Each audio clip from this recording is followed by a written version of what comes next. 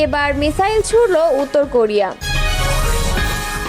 ইরানি ক্ষেপণাস্ত্র হামলায় ইসরায়েলের হাসপাতালে ভয়াবহ ক্ষয়ক্ষতি। যুক্তরাষ্ট্রের সাহায্য চাওয়া ইসরায়েলের দুর্বলতার নিদর্শন, মন্তব্য করেছেন খামেনি। গণ অভ্যুত্থানের কর্মসূচি পালনে বিএনপির কমিটি। আবারও হাসিনা মার্কা নির্বাচন হলে জনগণ প্রতিহত করবে, মন্তব্য করেছেন রফিকুল ইসলাম। এতক্ষণ শুনছিলেন সংবাদ শিরোনাম, এবারে বিস্তারিত।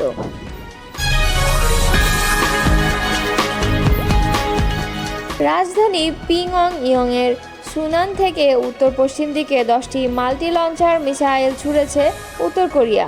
বৃহস্পতিবার সকালে তারা এই মিসাইলগুলো ছুড়েছে বলে জানিয়েছে দক্ষিণ কোরিয়ার সেনাবাহিনী। তবে মিসাইল ছোড়ার ব্যাপারে বিস্তারিত কিছু জানায়নি দক্ষিণ কোরিয়া। উত্তর কোরিয়া যেসব মাল্টি লঞ্চার মিসাইল নিক্ষেপ করেছে সেগুলো স্বল্প পাল্লার ব্যালিস্টিক মিসাইল হিসেবে বিবেচনা করে দক্ষিণ কোরিয়া। জাতিসংঘের নিরাপত্তা কাউন্সিলের রেজুলেশন অনুযায়ী উত্তর কোরিয়া ব্যালিস্টিক মিসাইল ব্যবহার করতে পারবে না, তবে দেশটির এসব নিষেধাজ্ঞা তোয়াক্কা করে না। ইরানের উপর ইসরায়েলের সাম্প্রতিক হামলাকে মানবতার বিরুদ্ধে অপরাধ হিসেবে আখ্যায়িত করেছে উত্তর কোরিয়া। দেশটির সরকারি বার্তা সংস্থা KCCNকে এক প্রতিবেদনে জানিয়েছে যে এই হামলা মধ্যপ্রাচ্যে নতুন করে সর্বাত্মক যুদ্ধের আশঙ্কা তৈরি করছে। উত্তর কোরিয়ার পররাষ্ট্র মন্ত্রণালয় এক বিবৃতিতে জানায়, ইসরায়েলের এ ধরনের আচরণ ইরানের সার্বভৌমত্বের গুরুতর লঙ্ঘন এবং মানবতার বিরুদ্ধে অপরাধ।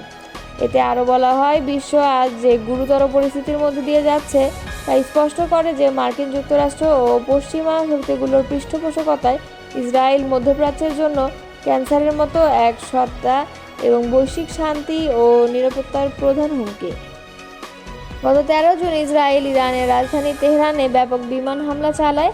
এতে বেশ কয়েকটি সামরিক ও পারমাণবিক স্থাপনায় ক্ষয়ক্ষতি হয় এবং ইরানের একাধিক শীর্ষ সামরিক কর্মকর্তা ও পরমাণু বিজ্ঞানী নিহত হন।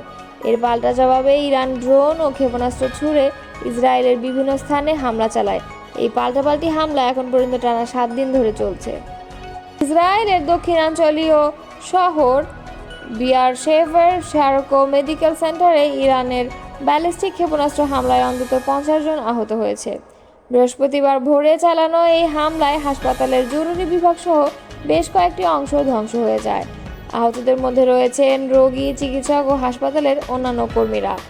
হামলার সময় হাসপাতালে প্রায় শতাধিক রোগী ভর্তি ছিল।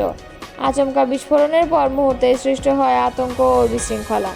উদ্ধারকর্মীরা দ্রুত রোগীদের নিরাপদ স্থানে সরিয়ে নেয়।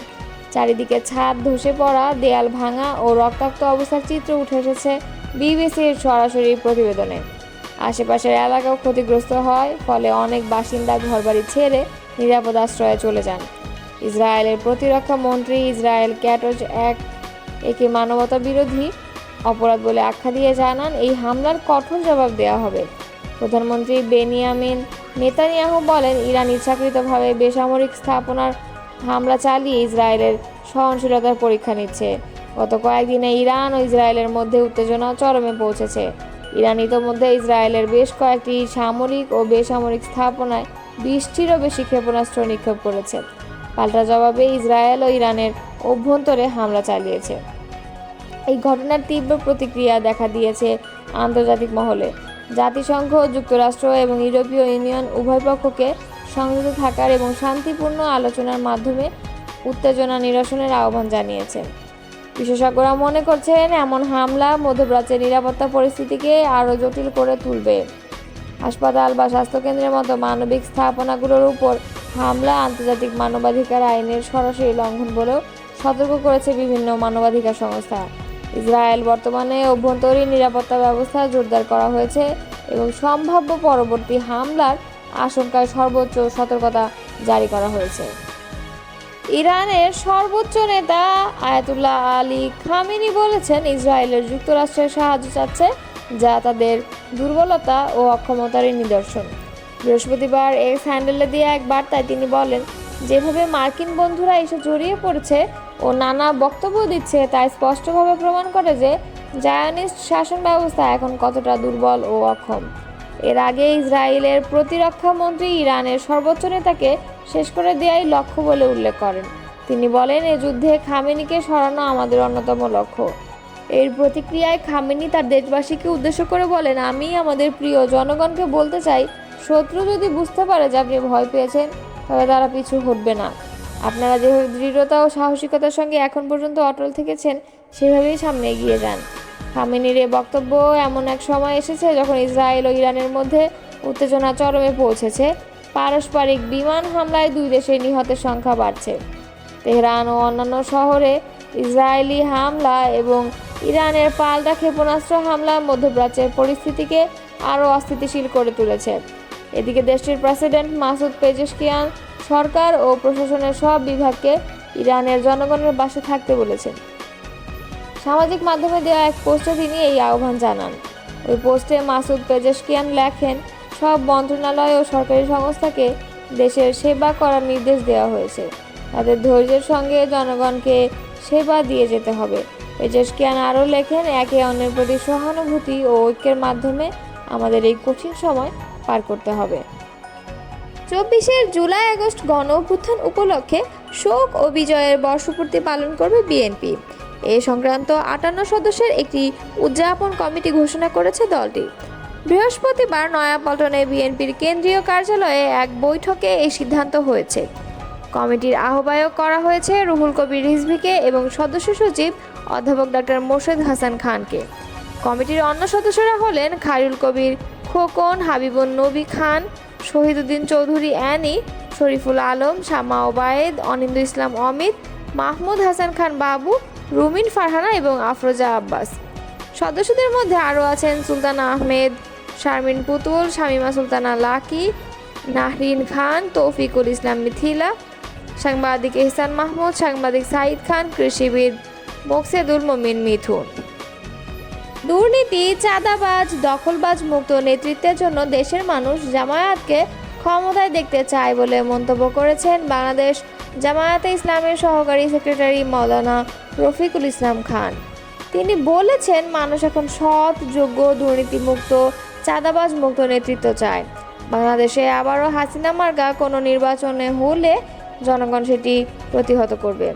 বৃহস্পতিবার ঢাকা ৮ আসনে কেন্দ্রভিত্তিক জামায়াত ইসলামের নির্বাচন পরিচালনা কমিটির সদস্য সমাবেশে প্রধান অতিথির বক্তব্যে তিনি এসব কথা বলেন। মাওলানা রফিকুল ইসলাম খান বলেন, জামায়াত ইসলামের সেই সৎ, যোগ্য, দক্ষ, দুর্নীতিমুক্ত, চাঁদাবাজমুক্ত, সন্ত্রাসমুক্ত নেতৃত্ব জাতিকে উপহার দিতে প্রস্তুত। জনগণ সুযোগ দিলে জামায়াত ইসলাম বাংলাদেশকে একটি সুখী, সমৃদ্ধ, কল্যাণ ও মানবিক রাষ্ট্র উপহার দিবে। এমন একটি রাষ্ট্র জাতিকে উপহার দেওয়া হবে যেখানে কোনো দুর্নীতি, সন্ত্রাস, চাঁদাবাজি, দখলবাজি থাকবে না, কোনো বৈষম্য থাকবে না, দল, মত, জাতিগোষ্ঠী, ধর্মবর্ণের কোনো বিভেদ থাকবে না, সংখ্যালঘু কিংবা সংখ্যাগুরুদের কোনো বৈষম্য থাকবে না। মানুষ হিসেবে সবাই দেশের সম্মানিত ও গর্বিত নাগরিক হবে। নতুন বাংলাদেশ গড়তে জামায়াত ইসলামের নেতৃত্বে বাংলাদেশের প্রতিটি মানুষ সমানভাবে অংশগ্রহণ করতে পারবে।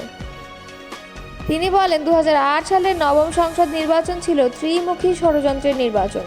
ওই নির্বাচনে ভারত মঈনুদ্দিন ফখরুদ্দিন যৌথ সমঝোতার মাধ্যমে আওয়ামী লীগকে ক্ষমতার মসনদে বসিয়েছে। পরবর্তীতে সেই প্রতিদান হিসেবে আওয়ামী লীগ ভারতের সেবাদাস সরকারের ভূমিকা পালন করে। একই ধারাবাহিকতায় দশম, একাদশ ও দ্বাদশ সংসদ নির্বাচন করেছে আওয়ামী লীগ, কখনো বিনা প্রতিদ্বন্দ্বিতায়, কখনো দিনের ভোট রাতে, আবার কখনো দামি নির্বাচন দিয়ে তারা সরকার গঠন করেছে। তিনি হুঁশিয়ারি দিয়ে বলেন, হাসিনা মার্কা কোনো নির্বাচন ও দেশে আবারও হলে জনগণ সেটি প্রতিহত করবে।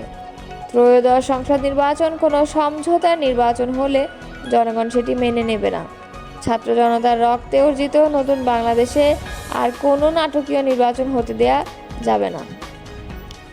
জামায়াতে ইসলাম সহকারী সেক্রেটারি রফিকুল ইসলাম খান বলেন, ঘাপটি মেরে থাকা ফ্যাসিবাদের দোসররা চাচ্ছে যেন তেন একটি নির্বাচন দিয়ে তাদেরকে মদদ দেওয়া কোনো দলকে ক্ষমতায় বসিয়ে আবারও ফ্যাসিবাদ কায়েম করতে। সেজন্য দেশবাসীকে সতর্ক থাকতে হবে, যে কোনো ধরনের অপশক্তি বা ষড়যন্ত্র প্রতিহত করতে হবে।